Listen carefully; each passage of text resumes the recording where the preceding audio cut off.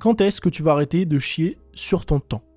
Quand est-ce que tu vas arrêter de te concentrer sur des trucs qui n'ont littéralement aucune importance dans ton business, dans ta création de contenu, dans ton quotidien, pour te concentrer sur l'essentiel ?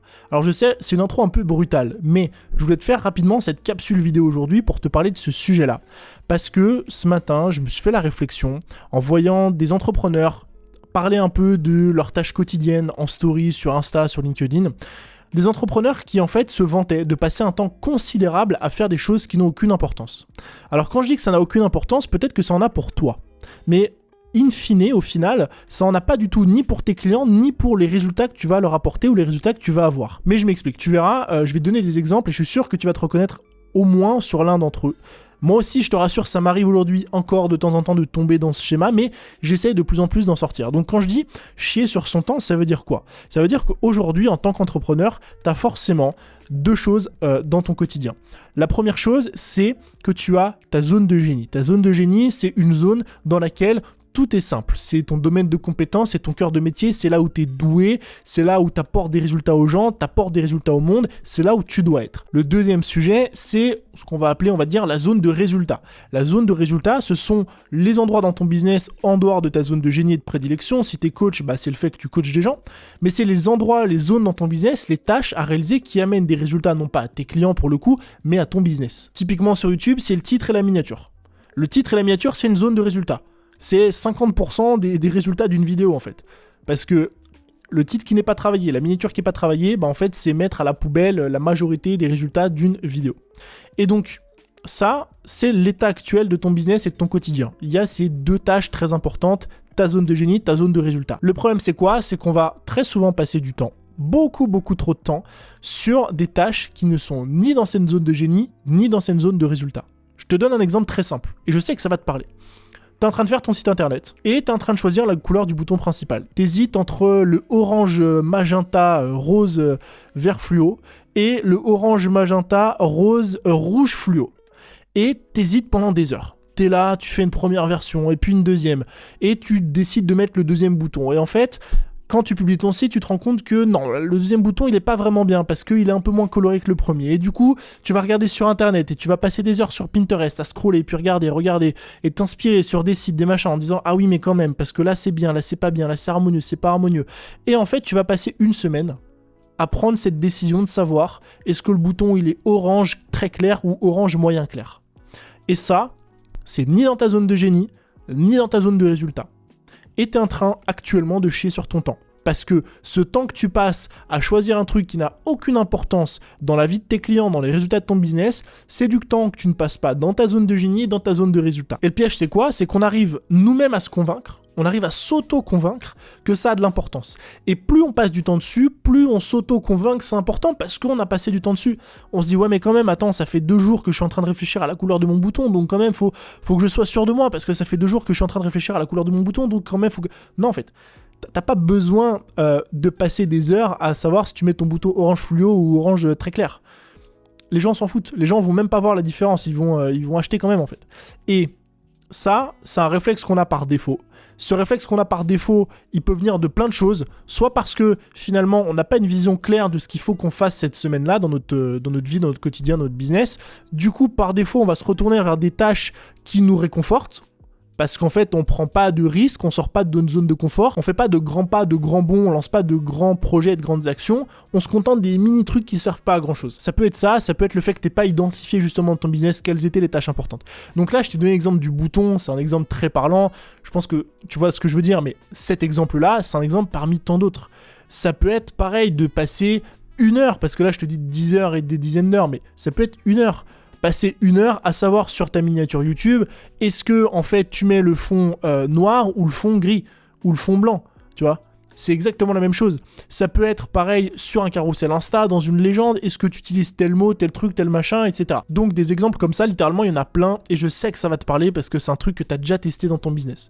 Le souci, on l'a vu, c'est quoi ? C'est que tu passes littéralement des heures sur des tâches qui n'ont aucune importance. Donc le sujet de cette capsule, c'est quoi ? C'est de te dire déjà, premièrement, en fait, arrête de perdre ton temps là-dedans.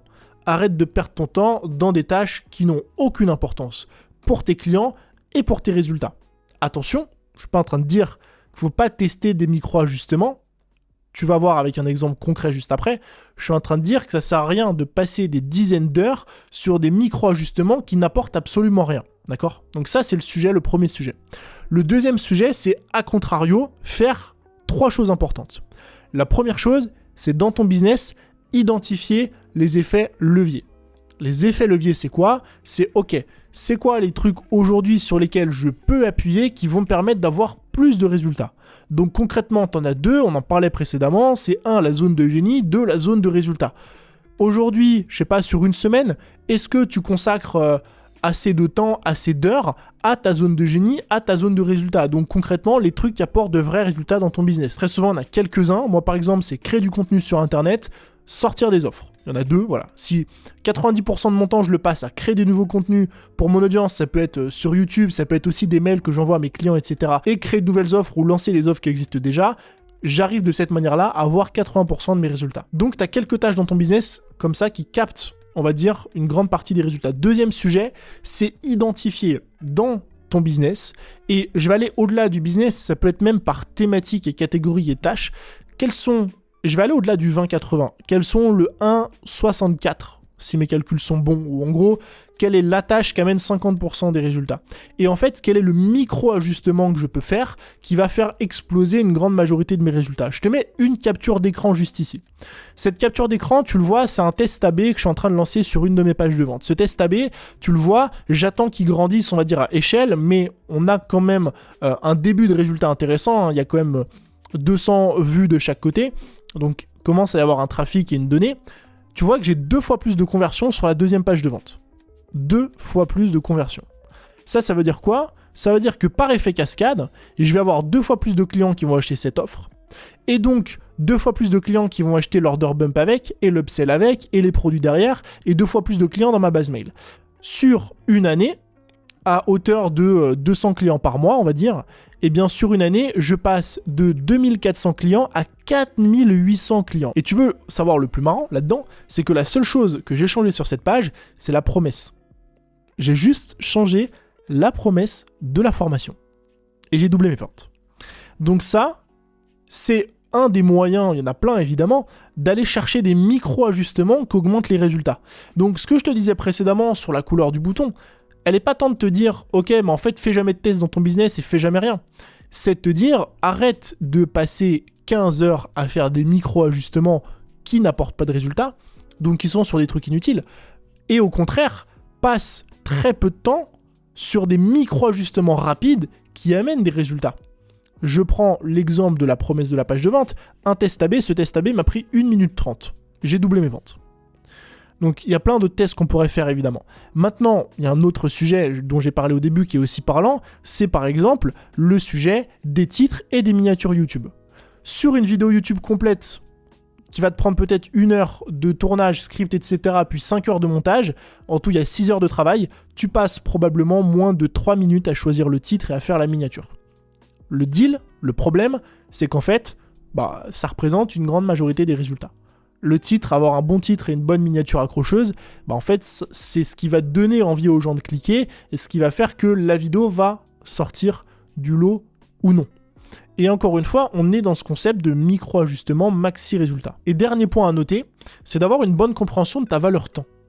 Parce que si aujourd'hui tu savais quelle était ta valeur temps, t'arrêterais justement de chier sur ton temps. T'arrêterais de te dire, en fait je vais passer 50 heures à essayer de faire un truc qui in fine va me ramener peut-être 500 €, alors qu'en fait mon taux horaire il est de 100 € et que c'est, je vais pas dire 500 heures, mais peut-être ces 50 heures, ça représente 5000 €.